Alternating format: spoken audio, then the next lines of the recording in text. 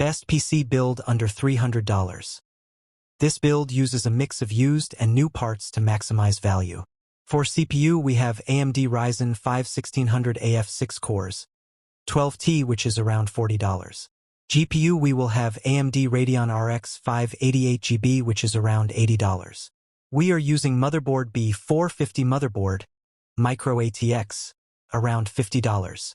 RAM 16GB, 2x8GB, DDR4-3200 around $30.